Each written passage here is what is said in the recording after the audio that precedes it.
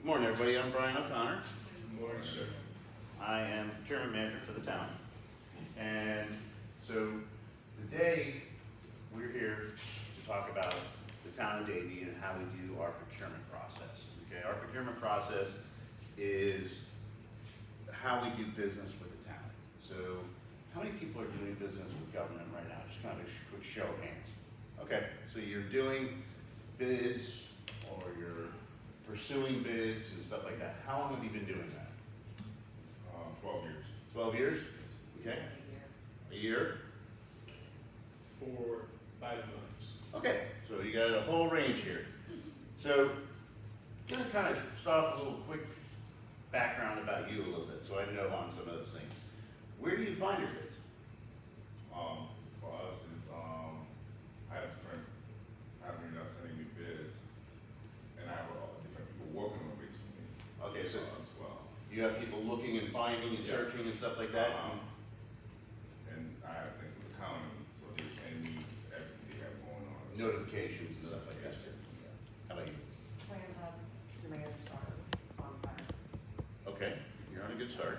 Yeah, beat saying. Bid sync, okay. Well, when you say government, How do you, I'm talking federal government, and those come out on SAM.gov, the solicitations and whatnot.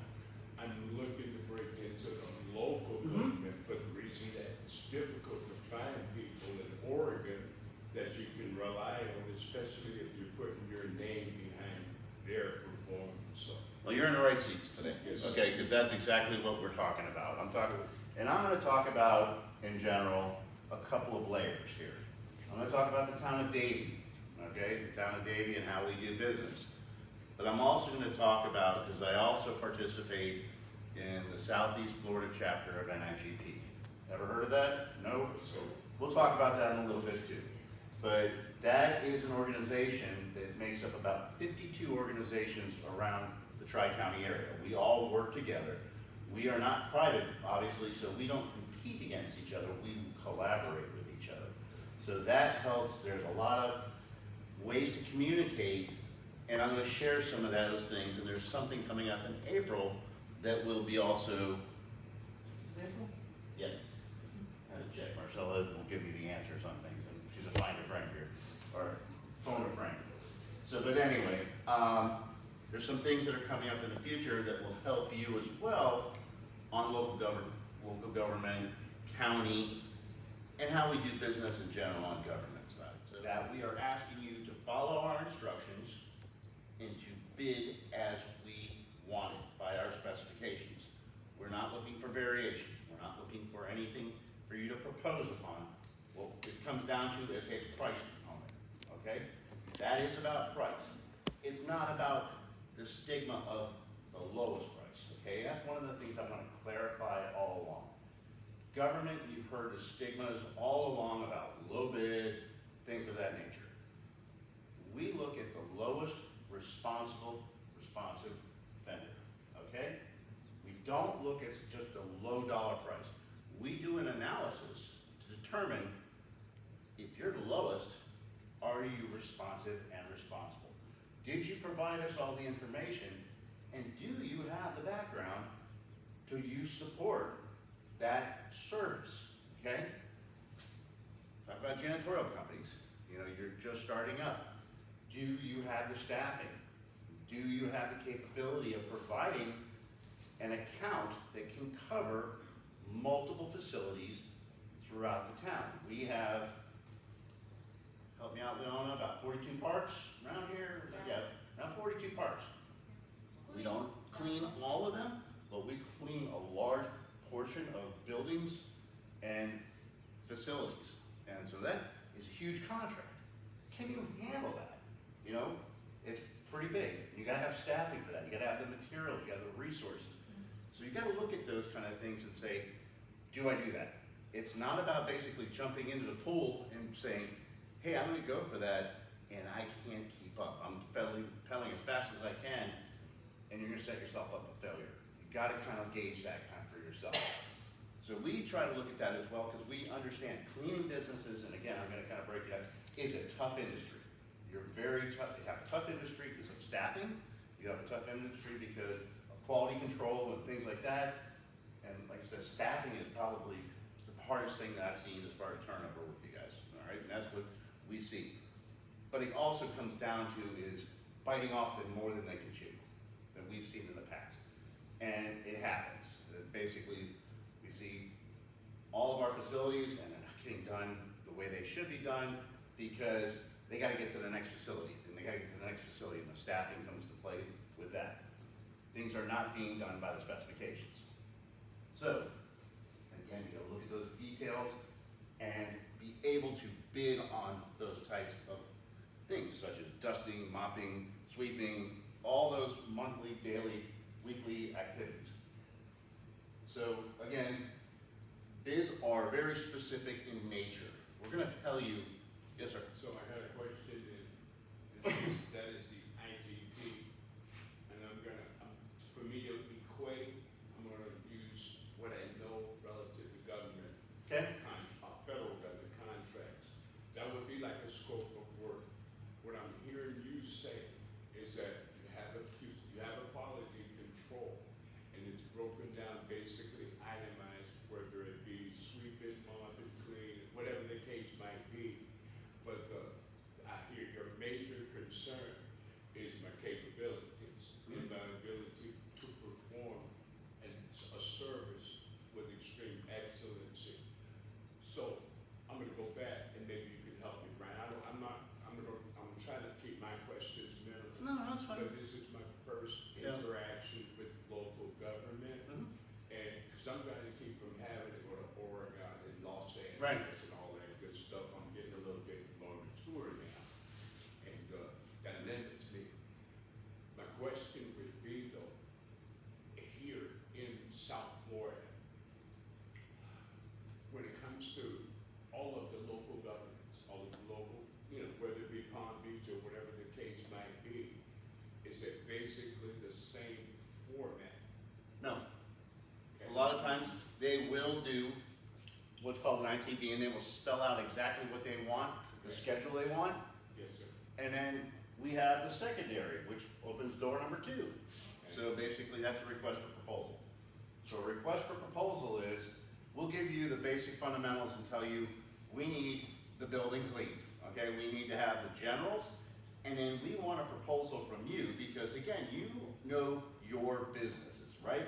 You know that we're gonna kind of square peg round hole. Sometimes we do that. That's because we're not the experts in our field.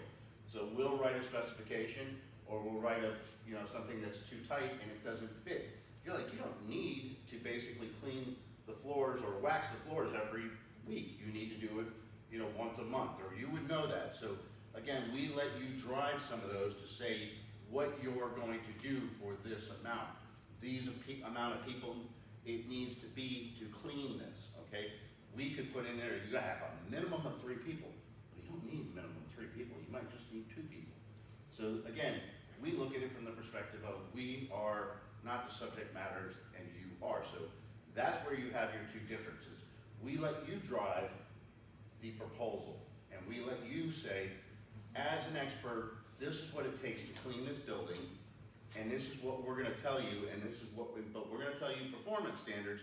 It better be clean, it better be supplies replenished, we shouldn't have any outages, there should be basically all those types of things readily available. Yes. And those standards, so again, but you gotta put your money where your mouth is. You gotta basically be able to say, hey, this is what I'm gonna do, and these are how I'm gonna do it. Can't come back later and go, well, I told you 2 people, but now I need 4 people, okay? So that's one of the things that you gotta get a jam with. I'm just saying that, so sometimes we have experience with it, we have people that are in facilities maintenance, whatever, that have done it in-house, and they could do this, and it's pretty simple, straightforward kind of stuff. It's very general, but when it gets pretty complex, and some of the things, and some of the cleanings aspects of things, yeah, we'll probably go to an RFP, because again, we'll look for a company to come in and say those types of things. Well, what's the frequency we need, or what's the types of things we need from that aspect? Sometimes we do what's called design build for construction. We do the flip on that. We put a 30% out schedule of values of what we need. And then we let the contractors drive to say this is the best way to build it. based on that 30% specification. So again, we do that in construction, we also do it in different methods. Under that scenario, we use an RFQ for design build. But that's not really in your kind of realm as far as cleaning, but in your, to speak to yours, we look at on qualifications, we look from the standards of, do you have experience?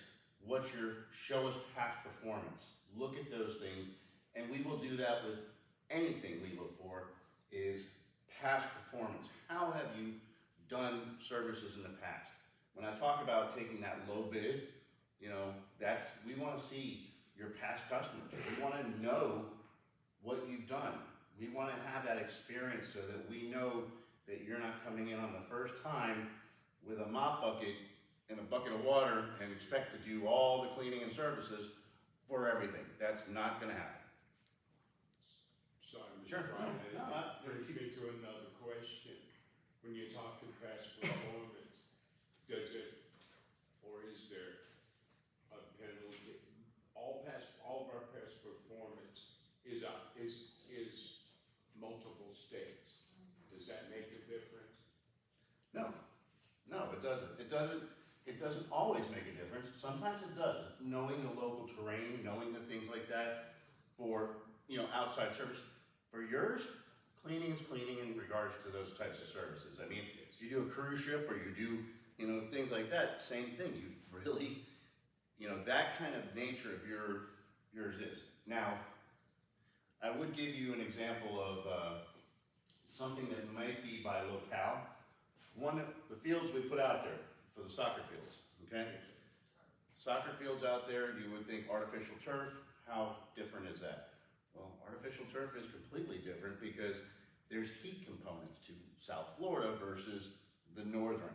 Yes. All right, you have to take care of the cool so the kids don't get, you know, any kind of heat damage or hurt from them and stuff like that. So again, putting grass or that artificial turf down in South Florida may be different than you're putting it up in Jacksonville, Georgia, and other areas like that because of what the materials you're using. Yes. So some of those things are not always the same, but when it comes to like janitorial services and things of that nature, then yes. You got building codes for Florida, for yourself. You gotta know building codes, Florida building code. If you don't know Florida building code, not gonna do well because if you're using Georgia standards, it's not the same, you know, so again, those are specific issues that we will look from that standpoint. But in your area, it's the same, cleaning is cleaning from that standpoint, okay? Yes. You've gotta have the access, and again, I go back and I drive to you, you're gonna hear me say this probably a couple times and you go, okay, I get it, is staffing. Staffing for your fields for that is critical. Getting your resources for people and retaining them and not having to retrain them and do those things. I know it's a tough thing for you guys, I just know it is. But it's one of those things that, again, you know, when we talk about the RFP aspects of things and we look at the ITB, you know, we talk about the lowest responsible bidder. That's another reason why some places go to RFPs, because it's not always about the lowest price. The RFP, we care about more of quality than we care about basically the price of it. Now, that's kind of a hard pill to swallow as a taxpayer, right? You want to make sure that we're getting the best value for our dollar. But as a taxpayer, I don't want to walk into here, dirty floors, places not kept well, you know, as far as that aspect. You can't expect to have, you know, Hilton quality cleaning when you're basically using, you know, Motel 1, basically, you know, budget, right? Gotcha. So, not to say disparity on those either which way, but I'm just saying there's a mass comparative on levels of cleaning, right? We all agree on that. Yes. So you can't have those expectations. All right, so ITQ.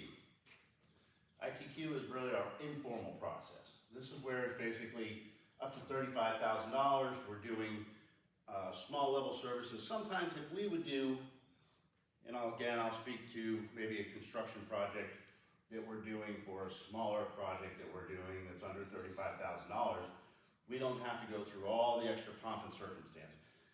These ones, the ITB, the RFP, the ITN, and the RFQ, we have to advertise it as a open competitive process. There's a call of silence that goes in place. It has to go to typically either to council or some extra approvals. There's a lot more bureaucracy that comes with that, okay? With the ITQ, that's an informal process. We're going out, I can make the approval aspect of it. It's a very quick type of turnaround, and it gives opportunity for, you know, those lower dollars so we don't have to go through a lot of red tape. There's still insurance requirements, there's still other requirements that we don't give up, but it's just a faster process. And then we also have, and we'll talk about in a minute, our thresholds. Wait, back up one, back up one. Thank you. So the ITN, just really quickly, those are used in like technology and areas where basically what we're looking for is there is the most open way of doing something. We have an idea really, but we can actually, there's a difference is, it's like a proposal, an RFP. What we can do is actually simultaneously negotiate with a couple of firms. And typically RFPs, we don't do that. We either negotiate with number one. If we can't come to an agreement, we go to number two, we go to number three. With an ITN, we can pick a core group of people that we want to negotiate with and sit down with them and simultaneously negotiate and tweak and work. That really fits in the technology field. That's really kind of one of those things. There's some other applications, but typically this one's reserved for special occasions when we look at it and say there's a vast amount of negotiation that can be had with these for different types of solutions. RFQs are typically, again, I talk about design build, architects, engineers, professional services. We look at qualifications first, and then we negotiate the scope with them. Those are, like I said, really fit in that area. Not really too much in your arena except for the design build aspects of things. Move on. Okay, we talked about informals, we talked about, so again, up to $5,000, our departments have been delegated the ability to make a purchase themselves. So they need to get one quotation, they needed to provide it to us. We make sure that, you know, their price matches what they were given because they got a quote and they have an invoice and we really match it up and it gets paid. It's a pretty simple process. They can use their P card, they can use other things, which is a purchase card, same thing like that. They're in control up to $5,000. Once it passed $5,000 though, we step in and our team puts out that ITQ. Remember we talked about that up to 5,000? So really we get that invitation to quote, informal, we can even do an RFP under that, but it's a much quicker process. Again, it can happen in a month, it can happen in 2 weeks sometimes, and it could be for smaller jobs. So when we get into that formal threshold, and that's typically, and we have categories here we talk about by Florida statute, our statutes dictate what our levels are. So 17.2 steps over at $35,000 right now as the Florida statute says, okay? So when we get to $35,000, we go into what's called a formal process. That's when we advertise it out on that Demand Star, that BidNet, BidSync, wherever. And again, I'll talk to you about that in a minute. But that's when we go into that process. We advertise it out there. We even send our informals out on on Demand Star and all those others. But we advertise it. Everything's sealed. We have no access to them. And again, we do the same thing with our informals. We don't see them until they basically are available to open. So it's not like we share any information. Nobody can pull the information or ask for the information. This is a much deeper dive when we look at this stuff. There's a lot more information we're asking for. We're looking for much more complex projects. We're looking for things that are going to be probably long-term contracts or big dollar contracts. Okay, so 35 and up, we're going to basically that formal process. Any questions on it? Okay. So will you be providing a printout of this information that we're? I can make it available to you upon request. Okay. So as you can see here, you know, about 17 departments that we service, from Parks and Recreation all the way down to administration. And we do from Band-Aids to buildings, I always tell everybody, all right? Everything in between. And that's a lot of work. So we cover a lot of different things that we go through. So each one of these services, you know, depends on some of those niche areas we have to deal with, and we have to learn a lot about these departments and what they do, and we go through their specifications, work with them, and how we do these processes. And why I'm telling you about this is there's some tools that we also use in helping us to be able to service all of these with the amount of staff we have. 17 different departments, I have 3 buyers, I have 2 coordinators. Yeah, so that's a lot of work basically coming through for us. So we have to kind of balance out how we do some of these things.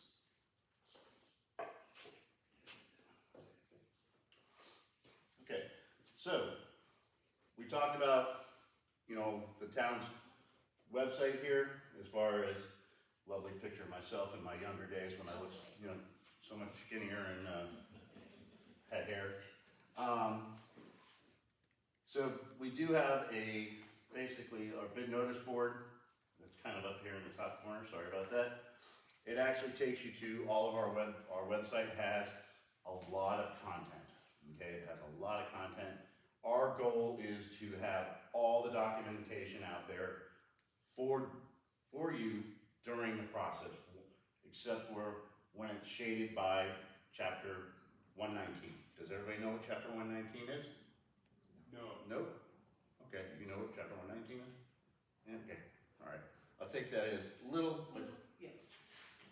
okay. I'll jump off a little side tangent here. I love to do that. 119 is a Florida statute, okay? And that is basically the sunshine, okay? That's under the sunshine law. And that means that what is protected as far as public information. Public information is accessible to you under 119. And there's certain times you can access it, certain things you cannot access because of, for protected reasons or things of that nature, but you have right to public records. It's the public records law, okay? So you want to look at a bid that has been vetted, somebody awarded it. Say, for example, you missed the bid, you didn't get it, you want to go and look at what the numbers were to say, man, how did I miss on that, and look at that information. You have the right to request that information. You can do an evaluation, you can do a review of it. We make it so easy, it's on our website. You can go see the information, you can see the tabulations, you can see the review committees. We video record everything. Everything we do, we video record. And that way you can see how those decisions were made. Except for when we do bids, we send those information out to the departments. They make their analysis and review. If it's not the lowest, they have to explain why it's not the lowest, and then they give us an answer, and then again, we publish that notice of intent to award on our webpage. Okay, so we have a lot of documentation on our page. Not everybody does that. Okay, you have to do a public records request to their clerk's office or the county clerk's office, or whoever it is.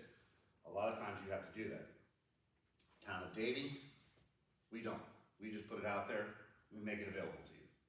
So that way you can see, hey, how far did I miss this by? You know, was I the next slowest bidder? Or was I basically on the way end of the spectrum? Kind of gives you that gauge to say, where am I landing on this, and what do I need to do to tighten my margins? You know, that's kind of one of those things. Kind of gives you perspective on, you know, where you're going, and it'll teach you down the line on how other people are bidding this, you know, and as you get that muscle memory of bidding and how that process gets, it will get easier, okay? People say, oh, they're the ones that always win. You know why they always win? They have the muscle memory. They have the muscle memory of doing the process. They fill out the documentation. They go through the process over and over. And you know how you repeat things, you get better and better at it. It's an area that has its steps you have to follow, or you're not going to be successful, okay? Or you're just gonna get, you might get there a couple of times and it might be more difficult than you had. So again, I applaud you for starting today, sitting here, because again, it's your first step in the journey if you have not been in this process. So, yes, sir. To piggyback in, well, that's a great segue to my question. Because my question is there an onboarding process with the city of Plantation? Well, I don't know Plantation, Charles can tell you that about, Nah, I got lost in All right. Or just go to the website and. So here's the thing, we do have an onboarding process, all right, and we're a little different, because some places make you fill out what's called a vendor application or a registration process, Yeah. and they wind up like a haircut like yours, okay? We get the same kind of haircut going on, right? Because it's like, oh my God, I gotta fill out all this stuff and I didn't even win. This process is painstaking. For us, it's a simple, basically, registration process. And for us, we have, I don't know if we have a page up, but there's a notify me button on our webpage. And it'll actually give you, like, you got notification today for the meeting. Yes, sir. There's a notification process for basically sending out bids. And when we have bids that are released, we talked about Demand Star, we talked about Bid Sync, we talked about those other methods. And again, I'm getting there, because we'll talk about that soon. But we just want you to register to get our bids. But if you are awarded a bid, then the fun begins. Then you basically have to submit your documentation and go through that registration process. Show us your insurance, give us your background, give us your information. We don't do that up front, because again, it's painstaking to fill that out every single time, and then you're like, you have to update that stuff. So we do it when we award it to you for that contract, and then, so we do it, we don't believe in that process. We just want you to get the information first, because you may not even want to bid on it, Yes, sir. So that's one of the things, so we don't do that. Again, some agencies will make you go through and fill out, it looks like a mortgage application just for vendor registration. And that could be the federal government, it could be wherever, just to be able to bid. We don't believe in that. We keep it simple until the point where, again, you have to show that you are qualified in the bidding process. Everybody clear on that? Yes, sir. Thank you. All right, so again, we have the notify me, and then we have some categories here, and you can break it out, but I'm gonna tell you that building and roadway construction, would that be an area that you would register for? No, sir. Yes. Okay, and obviously I know you would, but why would you? Because after each construction, you gotta clean up. Very good. And that's something you should basically understand. Because exactly what he just said.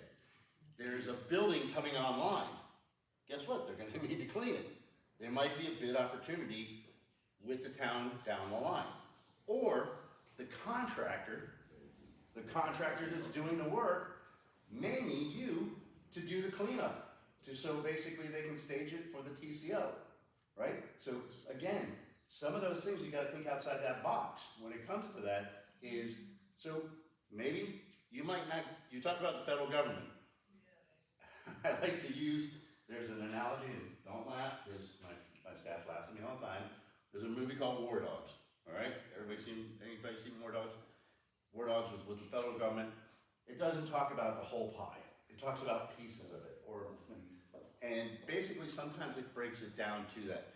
You're not going after maybe the main contract, but there's ways that you can get into business activities without coming through the town. It's going through the contractors. We have a lot of times where we have general contractors sitting in the room, and we know that there's 4 or 5 general contractors here, but we have a room full of people. But there's other subs that are here that are meeting with those contractors afterwards saying, here's my business card. If you need my services, please call me. And that's what they're doing.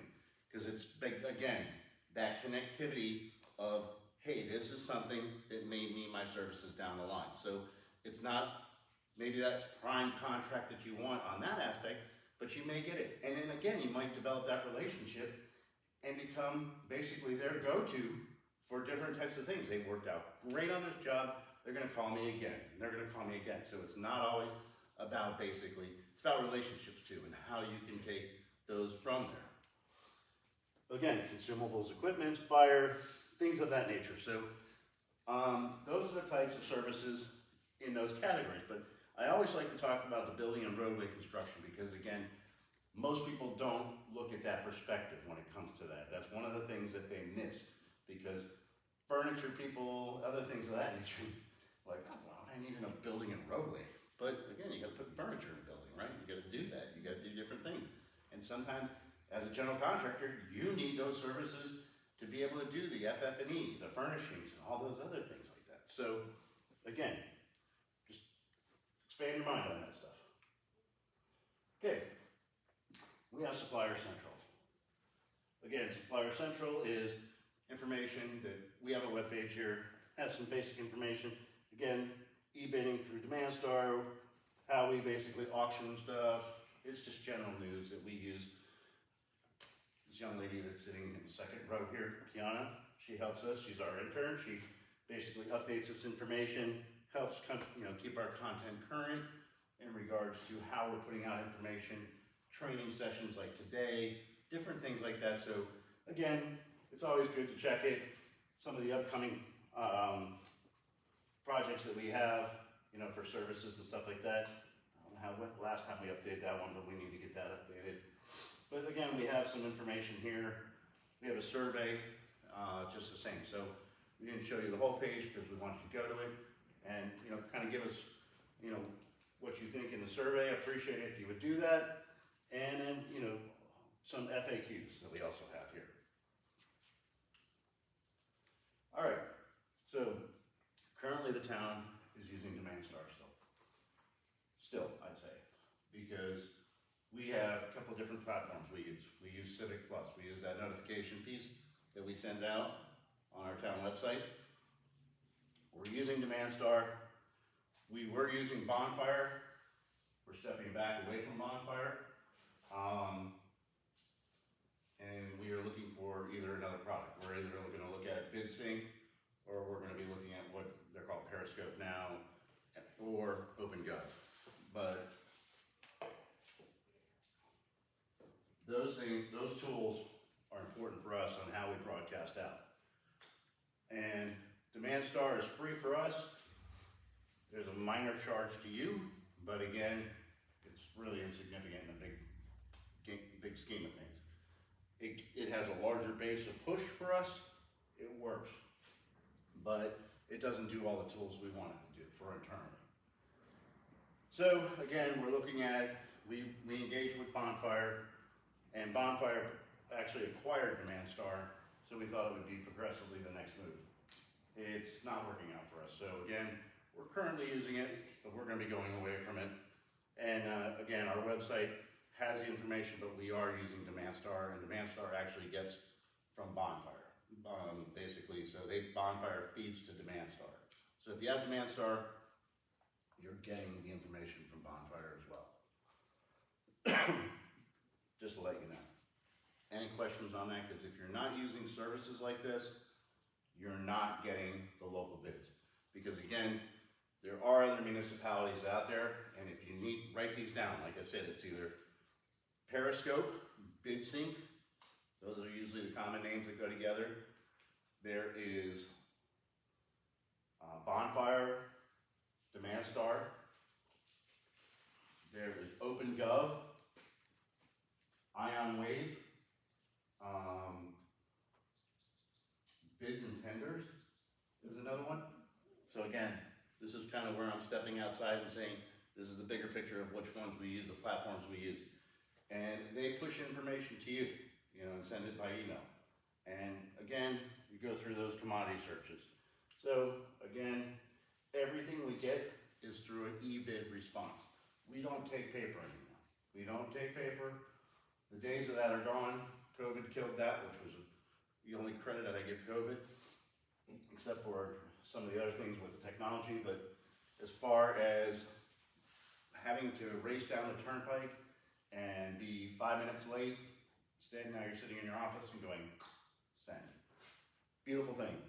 Technology though is still tricky because you have to make sure that it goes, And if it doesn't go and you don't submit it, you better check it, double check it, because we're out of it until basically we can open it. It's not like we can see, you can't call us and say, hey, do you have my bid in there? Is it? We don't know, all right? And if it goes bad on you and that company, because if that's the fact. If you didn't press the submit button, we have instructions in our documents about how to do that submittal. There's a 1-800 number, there's a email address, all that stuff is there. So if you're not sure, double check, call them. Is it sitting ready? If you're new to this, make sure, feel comfortable, because if it's not there, it's not there. And we're not gonna basically get it some other way. You can't email it to us or something else outside of the realm of this. And you're gonna find that across agencies. Almost everybody has moved to this platform, okay? It has its merits. It's definitely a big value for us. And again, it's big value for you. You don't have to run down here, and I'm sure from a construction level, I've seen people flying down, running in, hammering on the door and saying, I'm getting fired. And that makes me so sad to hear that, you know? Now they're in their office saying that. But no, I'm only kidding. I'm just, but no, it's a sad thing. It's happened, and it's, you know, one of the things that, it's a lose-lose for us. I really see it that way, because it's a missed opportunity on both our part and your part. So please make sure you check. I might be joking a little bit on that, but I'd never like to see a missed opportunity when it comes to this. We want more opportunity. We want to see your competition. So it's never been a good thing for me to see a late bid. It breaks my heart, because we do things fair and transparent. So we don't let things in after the fact. Okay, so here's one of the things that you really need to take into consideration when you're dealing with government. And this is what we call our toolkit. And just because we're not asking for it, doesn't mean you should not have this stuff on standby or submit to your packaging, okay? This shows that you're putting your best foot forward. This means that you're basically, would you submit a resume or just an application for a job without a resume?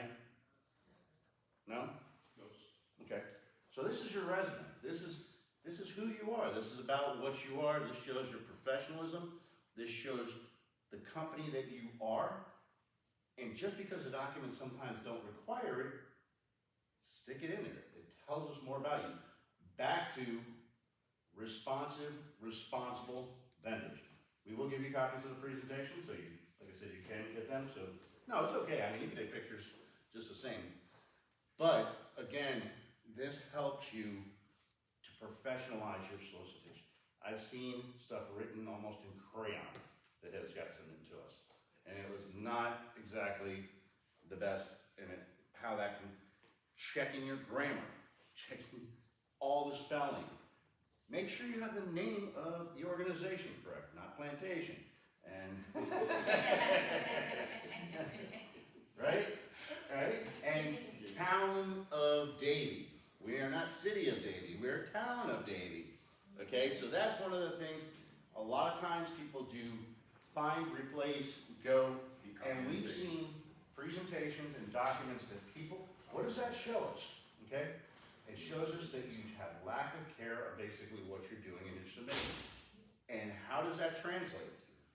Again, we have administration reading these, council members reading these, things of that nature, and when they look at it, it looks sloppy.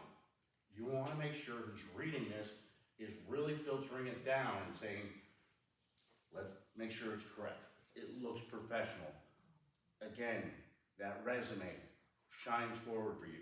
So, your company's business profile, brief history and mission statement, if you have one, okay? Company's contact information page. Who are the people that we need to contact? What happens when basically, you know, we can't get a hold of you? Who's the next in line? You know, who's my people might go to?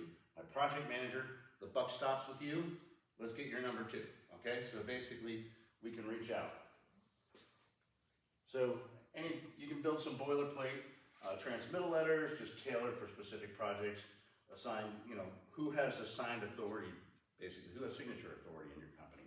Who can sign for those things? Are you capable of doing that?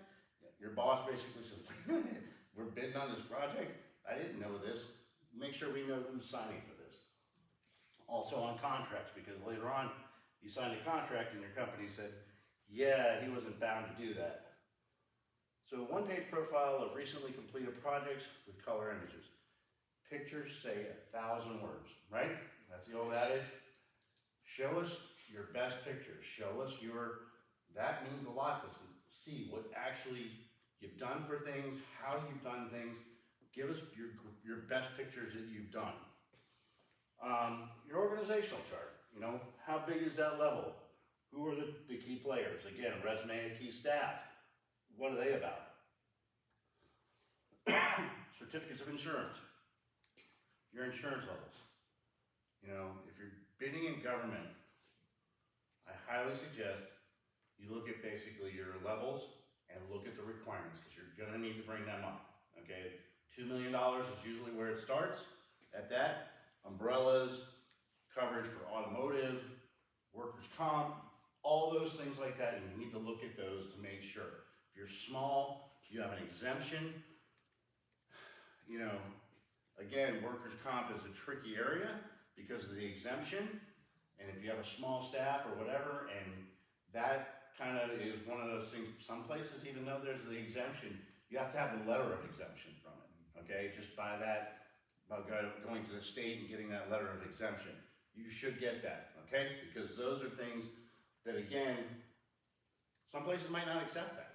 They want to have workers' comp. They might want to have, because if you're not coming on and you have rented or leased staff, I would say, some of that leasing, some of you use some payroll companies and things like that, show their workers' comp, something like that. Because again, it just makes sure that we are protected from a taxpayer standpoint, that we want to see this, okay? Any comment? I see some look on it. Yes, sir. Leads me to another question. And this may be a ridiculous question, but then again, I was transparent enough to tell you that I know absolutely nothing about local government. My question would be, does local government do set-asides, say like for 100% disabled veteran income? So, we'll get into that. You're jumping ahead of me? That's okay. No. That's fine. You're just anxious. You're loving the procurement thing. I'm getting it. I'm with you. And I'll get there. But I'm going to give you a quick answer on the set-aside piece of it. We'll talk about, we do local preference. We don't use MBE. We don't have veteran preference. We don't have other things like that. But we do have a local preference for here in Davie. And I'll explain that to you. We also have a Broward County one. Okay, so there's two that we have, and I'll explain those, but we don't have like a small business enterprise type thing. We work with the SBDC as far as, and we'll talk about that too. They're supposed to join us today, but I can talk a little bit about that. It's a little outside of my depth, but I can tell you that, when we get to the very end, I can share with you some information about that, okay? Yes, sir. And again, subcontractor information, client references. Client references, well, here, equipment list, okay?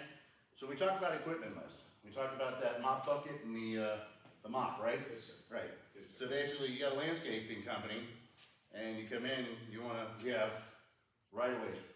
Anybody know how big the town of Davie is? No, sir. Take a guess. Come on. Sweat. No. When you think of Davie, how big do you think Davie is? Must be good plantation. Huh? I know it's bigger than plantation. Leona, how big is the town of Davie? 36 36 square miles, okay? That is pretty big. Would you think the town of Davie was that big? We're one of the largest municipalities in the area as far as that aspect. Second, we're number 2 in Broward County, or? Okay, we're number 2. Rhonda's a tad bit bigger than we are. Okay, well, we're better than her. Yeah, Or, of course. Fort Lauderdale. Of course. Yes, anyway, we do things the Davie way.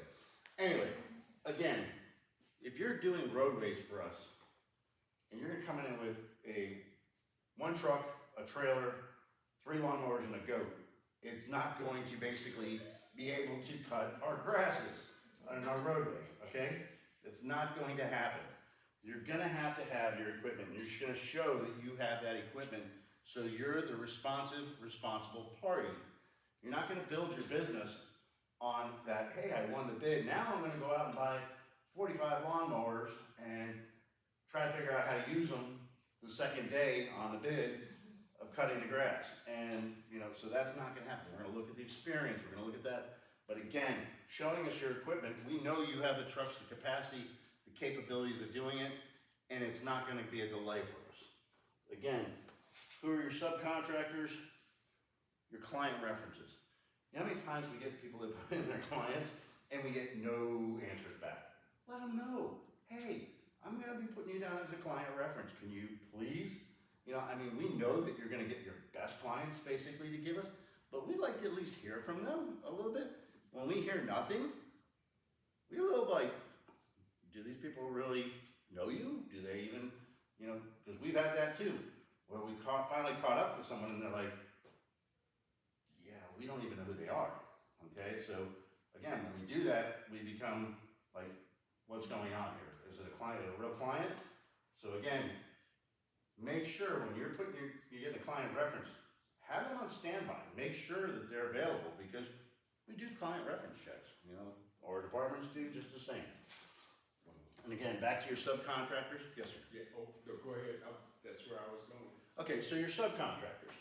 Again, who are your subcontractors? If you have subcontractors and they've been here before as a prime, or they've been a subcontractor before and they've done terrible work, we're gonna have the right to say, we're not using them, okay? And that's in all of our solicitations. We have the right to evaluate them, say, no way, we're not doing business with that company, we've had problems with them in the past, performance issues, and we will not accept them. So we will tell you up front, but you need to show us those subs, so that, and we always have it in there that you're gonna show your subs. So again, have that stuff ready, because we're gonna be asking for it. Again, Town of Davie, we do that. Other municipalities may or may not.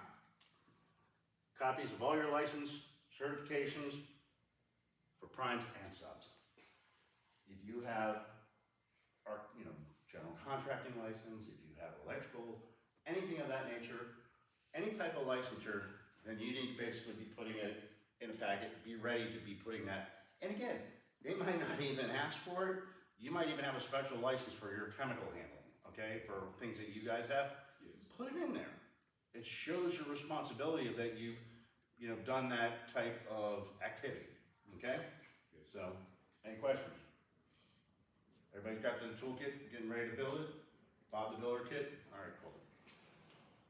All right, proposal checks. When you're putting together your submission to your package, here's a really important thing to follow, or we put even a checklist in our solicitations for this, because it's so important. I talk about what? Responsive, what's the next word? Responsible vendors. Responsible vendors. And being able to do that without these is very difficult, okay? Fill out all the forms. Make sure. Don't be skipping forms, leaving them blank. If you're not sure, you have a period of time where you can ask questions. Because again, we talk about square peg, round hole. When we're putting in the process, all of a sudden you see something that's out of whack. You have a period of time, what we call for questions, and it's in the document. You can ask questions, and if some of these things puzzle you, or if there's other things in our specification that puzzles you, of, hey, it doesn't really make sense, it doesn't fit up, with what we typically do, or would you accept, or any of these questions, you have a time for what we call RFIs, request for information. You can submit that to, in the document, there's an email address that you can submit it to and ask a question. What we do is take your question, we put the answer, we publish it back out as what we call an addendum. That addendum becomes part of the contract, because that is, and everybody gets that. So you might not have been thinking about it, but all of a sudden now You, as a bidder along the way, went, oh, I didn't think to ask that question. Great question, good answer. At least now we're all on the same playing field. Everything's fair, transparent, equal, okay? Everybody knows about that process. I'm sure you've done that. We do that. It's on our website. Sign all forms, especially the bid form. You will be kicked out. That's no bueno. That's no go. Is basically not signing that bid form does not show your commitment. You have not agreed to the terms and conditions. You're done. Be consistent. Again, make sure you have your documentation in there that's consistent across Town of Davie for things like that, but be consistent. Don't say something in here and then contradict yourself later on in another part of your documentation. Use correct agency name. Again, we've used that so many, we've seen that so many times it makes us kind of laugh. So check your mathematics. Common Core math doesn't always work, okay? It's one of those things. Make sure you go through your math. If somebody's doing it for you, double check their work, okay? If you're the boss or you're the head of the company, make sure, and somebody else is doing that, double check their work. When you get a calculation error, I mean, how does that look, okay? We look at unit prices, all right, when we look at that. You may have a calculation of, 10 times 4 and you have 20, all right? We're gonna look at your unit price to determine what that price is. But it shows that you're not paying attention, okay? So we're still gonna be able to calculate that. But if it's not something like that and your price isn't right, your calculations are off, or your measurements are off, or anything of that nature, you can't come back later and say, oh, I screwed up my measurements, I did this, I got the wrong square footage of the room, okay? All those types of things, you've gotta make sure that you're doing that correctly. Yes, sir? So now that would bring me to another question relative to site visits and schematics provided. All of that is part of Davie's package? Yes, on sometimes. Okay, and I'm gonna preface that in the best answer I can give you. In an ITB, depends on the department how they're doing it. We always look at the specifications to make sure from the procurement side of things that it makes sense. Either we get the square footage of the room, we have site visits, we go through walkthroughs, we do those types of things, you can do the measurements. We always encourage, that's what we bring to the table when departments submit to us. We look at those things and say, you as a vendor, is it going to make sense to you? So we try to bulletproof from that aspect. Sometimes we might not have the plans for every single room to say, give you the square footage. We can get some of those, but again, some of those site visits will be listed in there. So we look at it on a per case by case basis and say sometimes it is site visit walkthroughs. You can look at the space, you can walk through the space, those types of things. Yes. Construction plans, yeah, we're gonna have architectural drawings. We might even have a napkin drawing, but at least we'll have some of the, probably seen some of those too. But again, we don't like to, we won't accept that. I mean, as far as from drawings and things like that, we want professionally done, because again, everybody's gotta understand the same concept. But in your area, yes, those are some of the anomalies that will happen. And again, if we don't have that, or we go and we don't have every square footage and things like that, we will do a site visit. We'll, like I said, 45 different areas. It's a long day. Yes. It's a very long day. Been there, done it a couple of times, and very sore from it. Okay, check your math, know your competition. Again, public records, told you. Look at those. Go look at bids. Go look at other ones, see where they're at. Where do you line up in your business model? How is your pricing comparing? Or you have to change some things of what you're doing and what's your expectations. Federal government is completely different than local government, okay, the way things are done. So you can't play in that field and expect it to be exactly the same when it comes to that. Some of that stuff is negotiated, some of that stuff is not. This is sometimes a bid, or it's, so it's a different animal in itself. I'm glad you're here today. Yes? We have a federal government procurement training coming up on March 18th. Okay. If anybody wants to come. Here. Yes, ma'am. Yes, ma'am. Yep. So we'll talk about more training coming, but thank you for So again, check in with your list of references. I kind of gave you that one. We kind of like to give you waves of the stuff, just to keep the repetitive memory of it, all right? Are required included in your addendum bid bond. Let's see, are your required attachments included and your addenda bid bond. So if you're looking for a bid bond, no bid bond, bye-bye. No bond, as far as that. And it could be a payment performance bond, it could be a fidelity bond, it could be basically those types of things. So again, there are different instruments. In janitorial world, you may not see that as much. You definitely will see that, okay, as far as a lot of times. All right, double check everything before the package is submitted. Again, have whoever is doing the work, have somebody else double check it. Give it to somebody else, let them read it, let them check it. That's an extra step that's worth it, because when different set of eyes, we all know when we're working on something, it's in our head, we're all doing this, and then all of a sudden it comes out completely different. So I've been there myself, okay? So terms to know, local preference, we talked about this. You asked about SBE or small business enterprises and things of that nature. We do local preference. For our local preference, we basically have a 5% evaluation criteria, and that's what really comes into bids. Okay, when those are hard numbers that we can deal with, if you are within 5% of the lowest bidder, and they are not a Davie local, then you have what's called a BAFO, okay? Best and final offer. And we're gonna send you a notification that says, congratulations, you've come in with 5% under the local preference, so basically the code, and you have the opportunity to come in 1% lower than that lowest bidder. And if you can't, and you can't cut your margins that way, so be it, but you have the opportunity. And that was developed by our council several years ago. Our town council wanted to give local vendors the opportunity to come back and be able to provide a lower price. It doesn't basically give them anything more, they have to be 1%.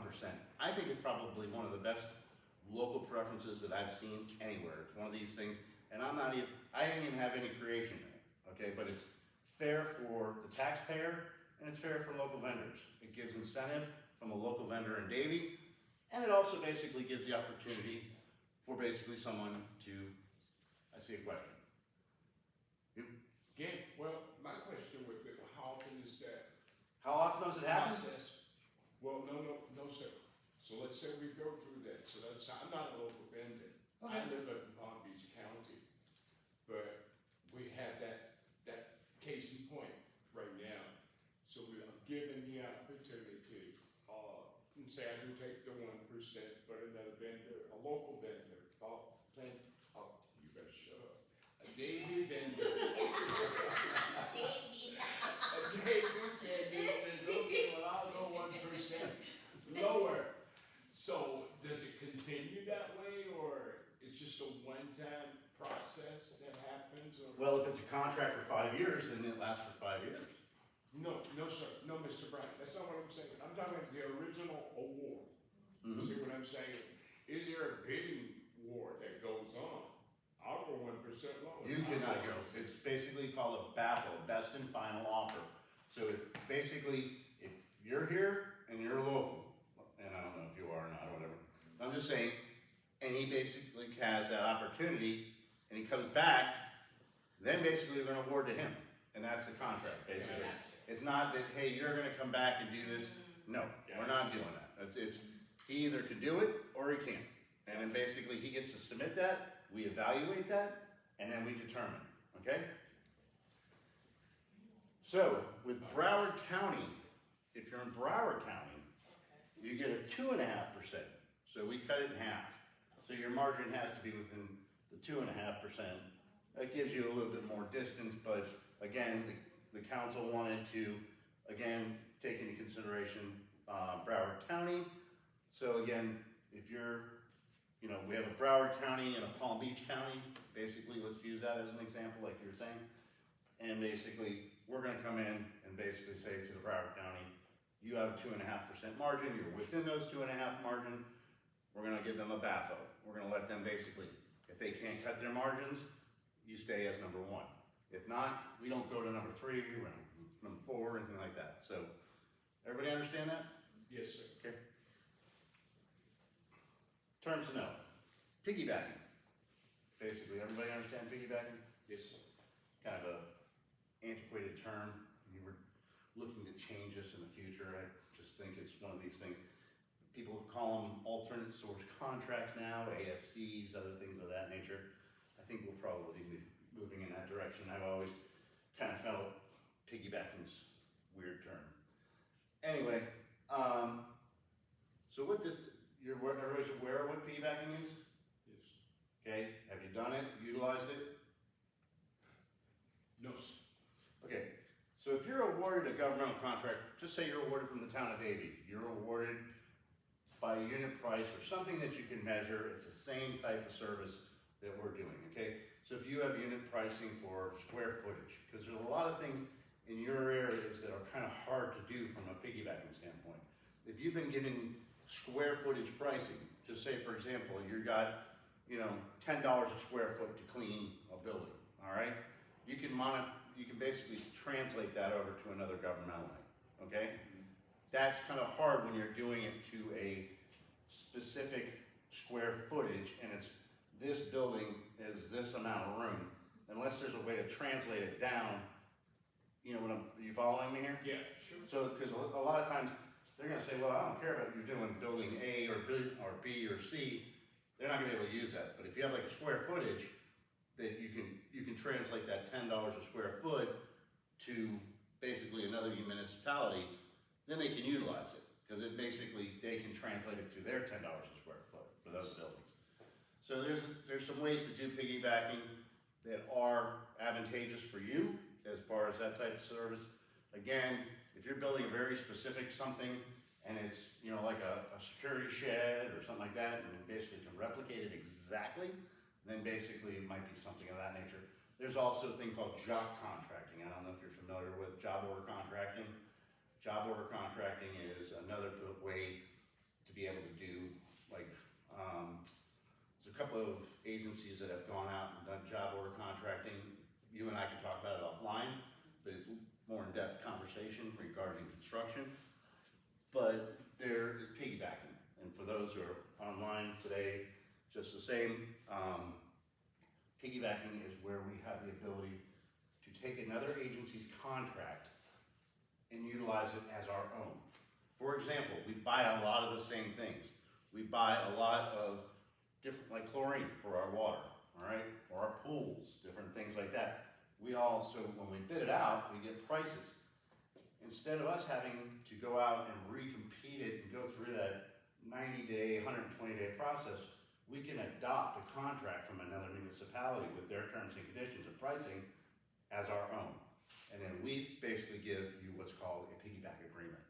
So we say, you're in agreement that we are gonna abide by the terms and conditions that you have been awarded by City of Fort Lauderdale, Hollywood, wherever. And we're basically treating it as our own. So everybody understand that process? Yes, sir. Okay. And people got in mind, I'm curious. We do have 5 in total, and at the moment, we have 2. No question. All right, dropping like flies. Thank you for those that are staying on. Okay, so again, piggybacking. That is a highly used, remember I talked about we have a small staff? Yes. How do we manage 17 different departments? This is the one way we do it. If you are awarded contracts for types of services, federal, again, some of those services allow for some of that, GSA. You gotta look at the schedules, you gotta look at what those types of things are.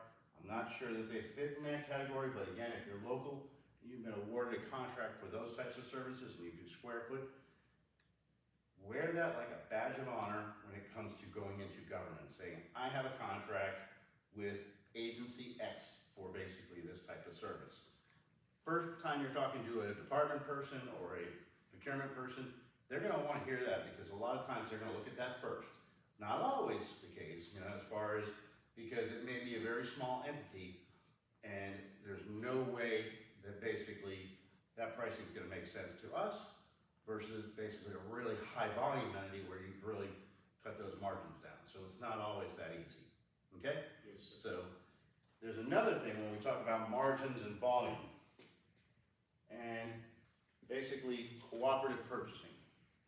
Cooperative purchasing is for us is when we take a consolidation of maybe 3 to 4 to 10 to 50 different agencies and we combine our resources.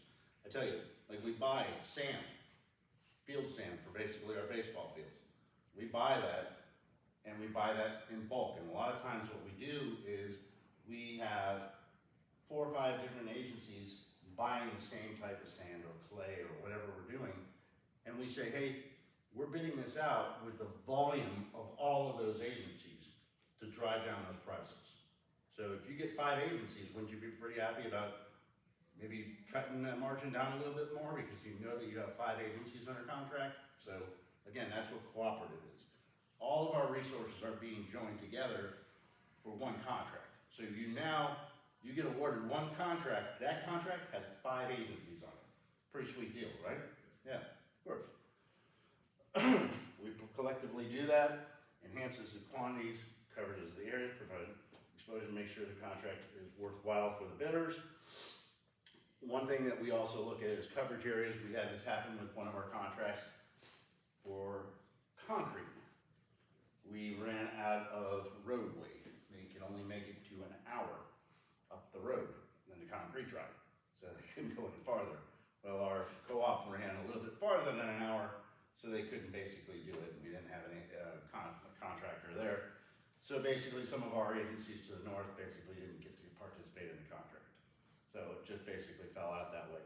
So again, we look at some of that. You have to look at it as well, because if you look at all the agencies in there and you see somebody in Riviera Beach, or you see somebody that's basically in, Palm Beach County, and they're out of your zone, you may want to put that in there just as a note.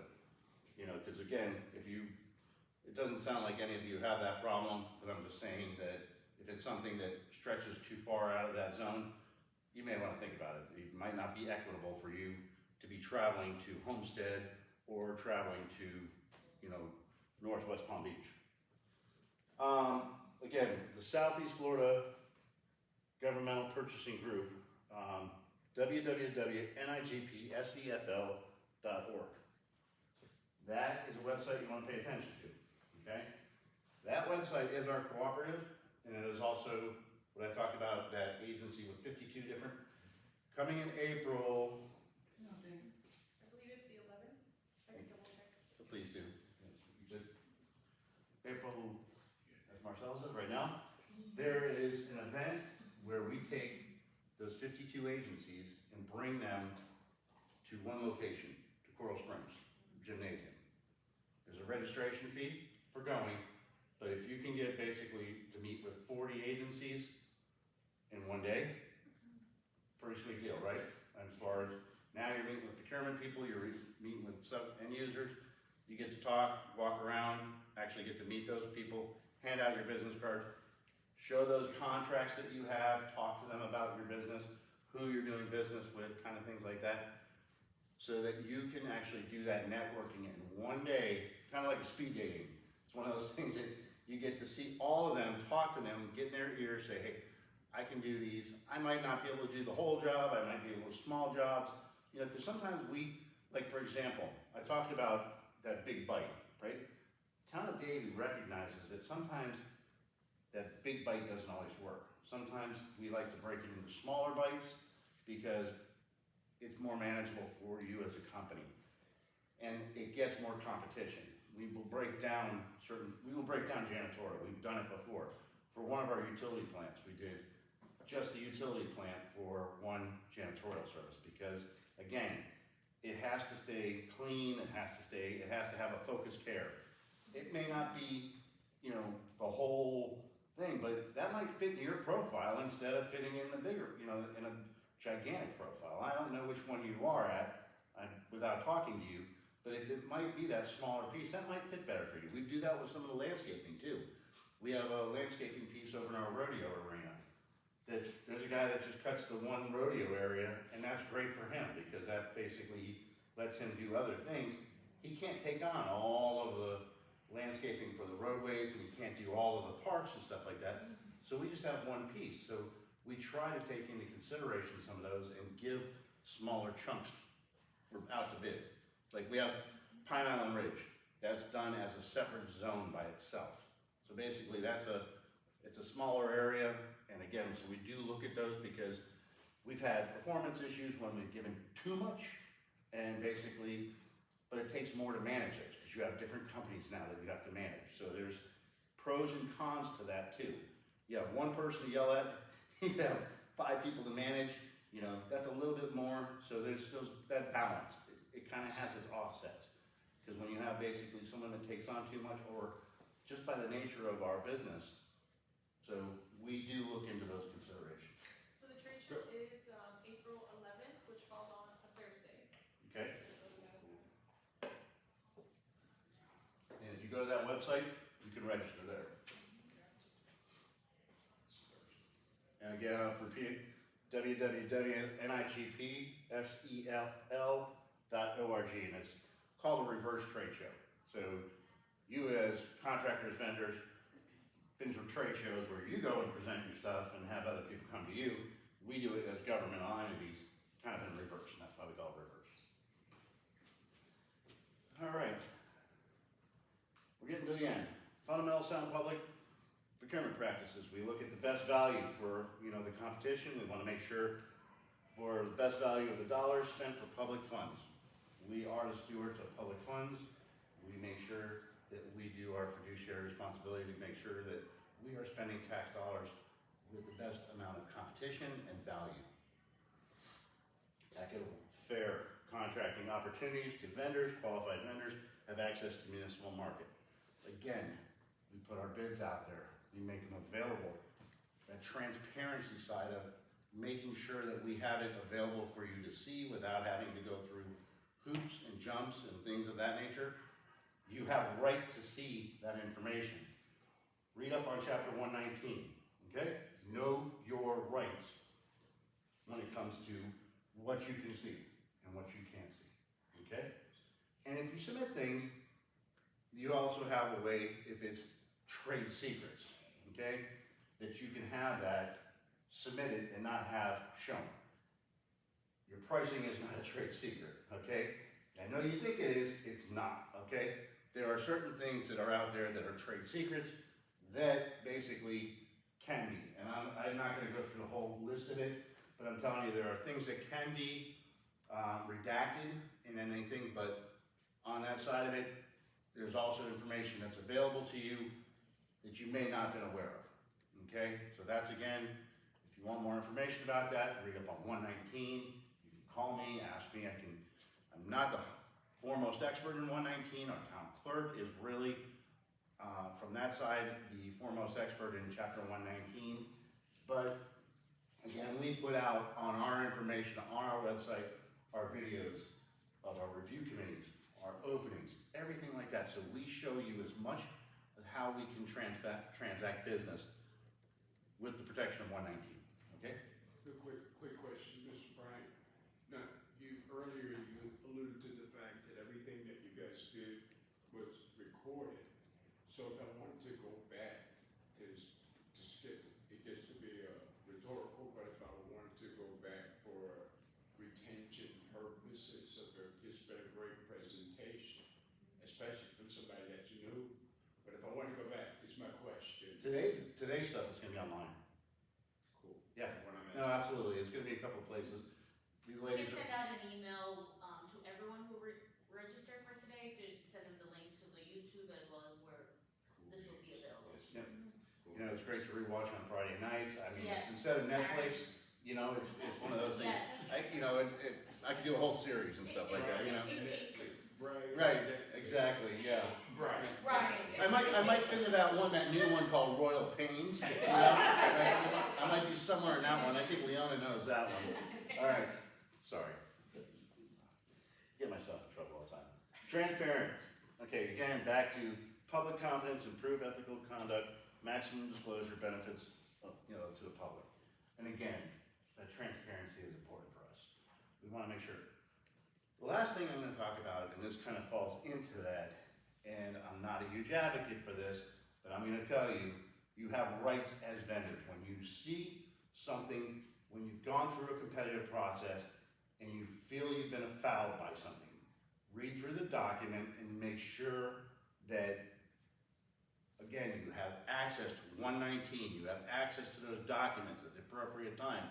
If something doesn't line up, there is a protest process, okay?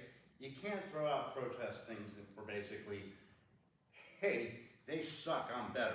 That doesn't work, okay? That just doesn't work. It has to be a legal issue. It has to be something that's valid. It has to be something, and then you're gonna have to put your money where your mouth is just the same again. You're gonna have to put up a bond, okay? And if we go through the process of making sure that we have this, and it's just sour grapes, we're keeping that money as far as that aspect of it, because we have to go through a process and spend time. If you win, you get your money back. But again, read through those for protest aspects of things and what it means for those. You have a ability to do that. And again, if you feel something was off in that process with any of the bids, exercise your right. You have that there. We make mistakes. We're not perfect. You know, we're all people just the same.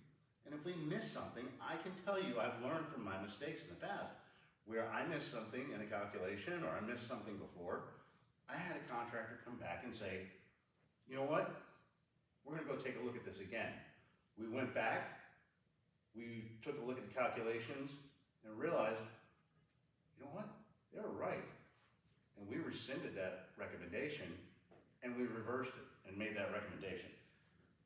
You learn from those. I mean, like I said, we're not perfect, but you also have the right to do that.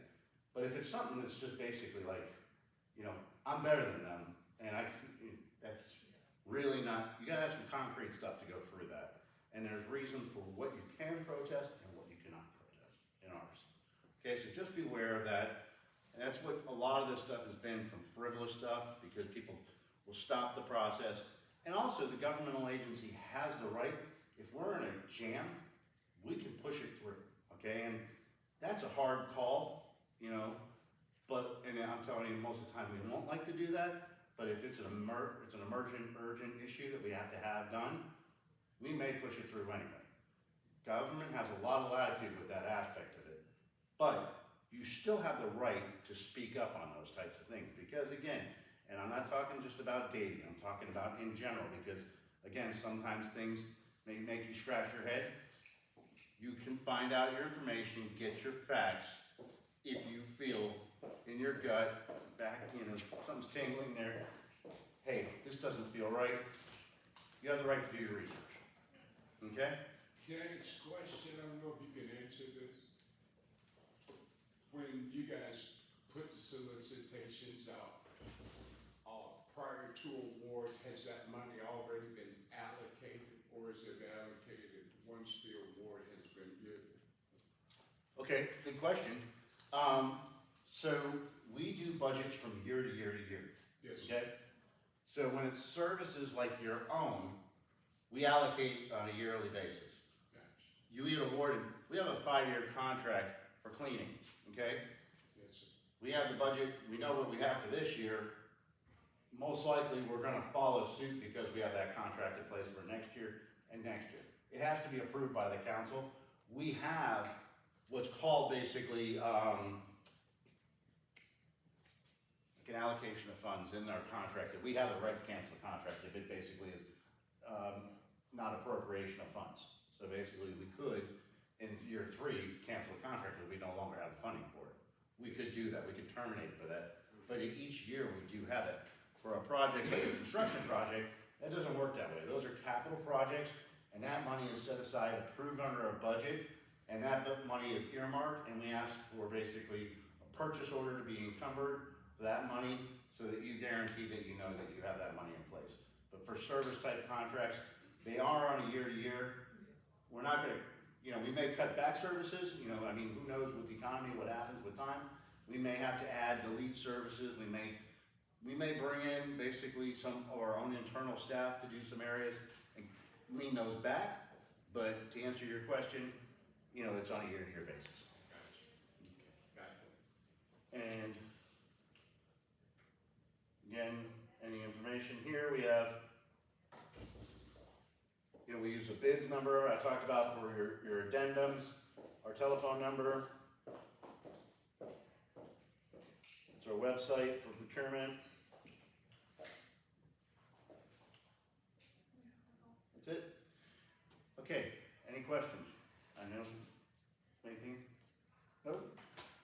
Okay, well, thank you for your time. Well, actually, let me preface this, keep running for a few minutes. Just gonna give you a little bit of an overview. We thought the SBDC was gonna be here. Unfortunately, they got tied up with something else. And so the SBDC is a partner with the Town of Davie.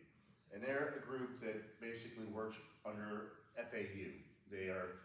The town has aligned with them, other governmental agencies have aligned with them. They support small businesses, okay? That's what they do as far as that aspect. They help to do the component of education. They also do financial assistance. They do support. So basically when, you know, when we go away from these meetings and stuff like that, they start their process. So Leona has information on them. She can share with you as well. Sorry the representative couldn't make it, but the fact is that this is something that can be of assistance for you, especially if you have those moments where you're putting together a solicitation and you want some extra eyes. You want some extra help from that. I'm just getting started into the government arena. Am I doing this right? You know, am I not just searching around in the dark? They can help with that kind of stuff to show you, you know, to put that package together as well. We have no working relationship with them other than a collaboration of they help you to basically be successful for us. They don't share information with us in regards to what you're doing or what's that, and we don't share information on anything that anybody else is bidding on. It is really isolated from that aspect, but our relationship balances to make sure that you learn how to do business with government. That's our goal, our big picture goal together. Okay, so from that standpoint, again, they have some financial services that they provide under.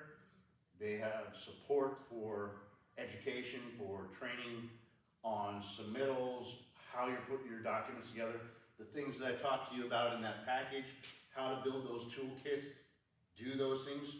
Again, get all that stuff together. Some of the best methods and means on how that looks as a presentation standpoint. I'm just giving you the big brush strokes. They can give you the smaller brush strokes, and they can get you really kind of tuned in on that. So again, check them out.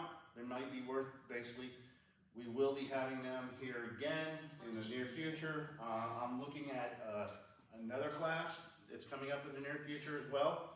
Kind of the next step of my class. I haven't really tuned in the name, but basically on this one, it's gonna be, you know, so you've got the contract, what do I do now?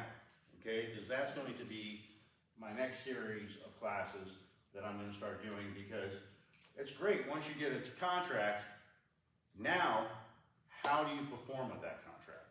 And how do you be successful in maintaining that? Because it's one thing to get it, it's another thing to keep it. So that's going to be one of the classes I'm going to be doing next. Okay? Yes. So, yes, sir. So you're not going to be a part of the April 11th? Yes, absolutely. Okay. I was the president of that association for a long time. And again, we all talk to each other on almost a daily basis. We communicate with each other. As a matter of fact, this Thursday, I'm sorry, we're actually having a chapter meeting, and then we also have a cooperative meeting. And we share ideas on services like, for example, we just put out a solicitation for what we call augmentation services for staffing services. And we're getting, again, some of them may want to access those contracts from piggyback, or we didn't do it as a cooperative because we felt we just needed to do for our town. We didn't really want to step into a cooperative on it. But we still share that information with them so they can utilize those contracts. So sometimes they'll get the information from us.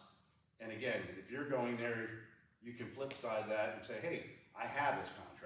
So again, it depends on who you're talking to, but again, sharing of information on that from your side, put it on your business card. I mean, flip it over and say, here's the contract number. It's worth it just to have it, so that way, again, you're not forgetting, and you're saying, here it is, and they can actually see the contract number, get it themselves, you can get it to them, point them to the website. But again, and our contracts are accessible. They can be utilized by other agencies. Now, the cooperative ones, those are a closed group. Okay, that is really kind of a closed group. They've been, through a cooperative that we all signed up and agreed upon utilizing those terms and conditions. Those are not as open to utilize for piggybacking aspects of things. So cooperatives are a little bit different in that aspect of things.